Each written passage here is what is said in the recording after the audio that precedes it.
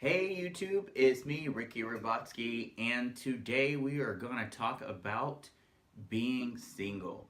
And this one is really dedicated to those single people who long to be in a relationship and but who are unfortunately currently not in a relationship.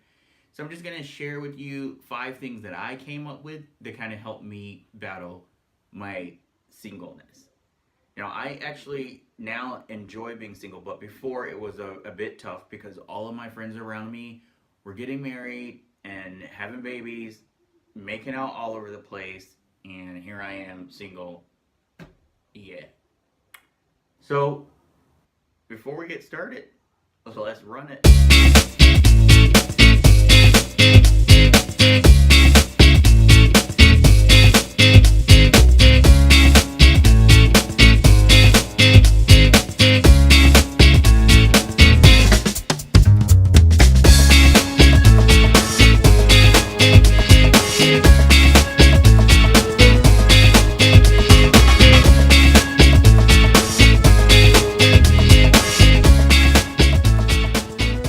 So, the art of being single, huh? I, like yourself, I'm single as well, and I came up with these based off research, been single and other single people, and basically just common knowledge about being single. The 5 things I came up with is one is being single is kind of hard to keep your composure when you're surrounded by people who are all in relationships. And one of the first things, well, excuse me, one of the worst things you can do is be bitter about it, because see, when you become bitter, you project this negative energy around you and you dish that out into the world. And when you dish it out into the world, people view you as this negative person, and then eventually no one's gonna want to hook you up with anybody, or no one is gonna be interested in you because you just have this negative demeanor. Like, for example, there are people who say, I'm never gonna be in a relationship, I'm never gonna find the right one. Well, when you keep saying things like that, you will never find the right one with that kind of attitude. So you have to be positive and know that that person is out there for you. Now, in this world, we have about, I think it's what, 7 billion people? Something like that. Don't quote me. Never really was good at math. But I do know around you, when you go out, when you get out, there are tons of single people. It's just a matter of you finding the right one. And in order to find your right one, is by getting out more. You have to get out. And a lot of single people like myself, some of us don't get out as much as we do. And there are some that we're all on these dating apps. We're all over these little social media. What do you call those? I guess not apps, but like the Christian Mingles and eHarmony, Tinder, all those other ones. And it can get pretty tough nowadays because a lot of people seem like they may have forgot what love is, or they don't value love as much, and that's why it brings you to number 2 is by getting out.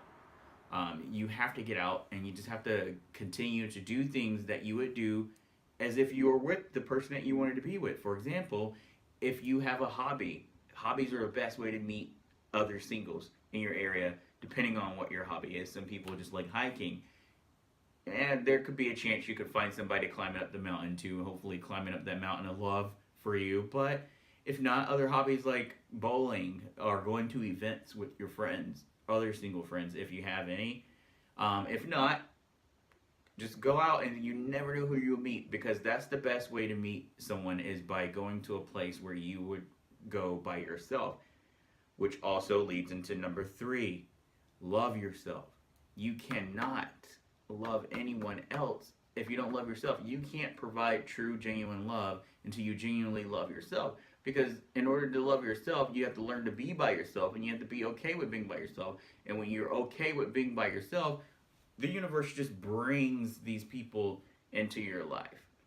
And a lot of people, especially my hopeless romantics, you think that you have to hop your behind into a relationship, and that's not the case. Take your time and date around. Go ahead. Yeah, people, they probably view, oh, you talking to this many people. Well, go ahead and talk to these people. The purpose of dating, and it breaks it down to another part. Dating, usually for me, I call it my 5-step dating ritual. Number 1 is first date is the first impression date. So usually, if you're not lying and you're not full of crap, this is the date where you get to know someone, starting with their name, what they do, who they are, and blah blah blah, and you just giggle and be that little happy romantic you are. So that's what that date is for. And this date must be the communicating date. So that means you need to go somewhere where you guys can talk. Number two is the second date. So date number two is this is the date where you verify if whatever they said on the first date is still legit, making sure they didn't change up anything. You always want to check for maybe a potential red flag you could have missed on the first date. So that's what serves that purpose of the second date. You guys hang out, you guys talk, and you guys get to know each other. Now, mind you, in the midst of this, text messaging and all this other back and forth stuff is still going on throughout the day, throughout your work day, blah, blah, blah, on your break. And this time on the second date, it still should be the second communication. So this time you guys should probably try a second restaurant. And the reason why I say this is the second restaurant, because the first one, usually you guys would have agreed on it. Somebody picked the first restaurant. Well, this time is either for you or the other person to pick. And this will be a great time to ask more in-depth questions where you could see where this relationship could go. And by the second date, you should already know if this person is going to be friend zoned or if they look like they could be a potential candidate. And again, don't go into dating hopping into a relationship, meaning don't try to secure this person as your girlfriend or your boyfriend or whatever you want to call them. The third date. This date, by now, on the third date, you should have already covered a little more about this person. You should know their likes and what their dislikes are. You should have known how many kids they have, if they have any. You should have known about a little bit about their background, their family background, what they do for work. All this should have been covered before you hit date number 3, which is the movie dates. So these dates require less talking, a little more focus on the activity within itself, like a movie, for example. You wouldn't talk in a movie. If you go to a theme park, you're pretty sure you would not have a freaking conversation while you're going up a hill on a roller coaster. And this is also the date to do fun activities together, like go bumper cars. What else would you do on a third date? I guess it depends on where you live. If you live on the coast, like Florida, California, anywhere up and down the eastern or western board, the beach would be typically a great place to go and play some volleyball or hop in there, go snorkeling. I don't know where you live. I know if you're in Hawaii, that's something they do. So by that date, this date should secure whether if this date is going to be able to be brought home, not to mama, but brought home, meaning that this date can be determined whether if it's safe to steal a kiss. So this is the date. This is where the kiss is okay date. And by this third date, third date will determine if this person is okay for you to bring home. And this is the fourth date. The fourth date is the date where you invite him over or her over to your apartment and you guys cook a dinner, get a little close, get a little cuddly, maybe holding some hands, maybe some smooching, maybe even a little intercourse. It just depends on you and depends on the person and depends on the chemistry.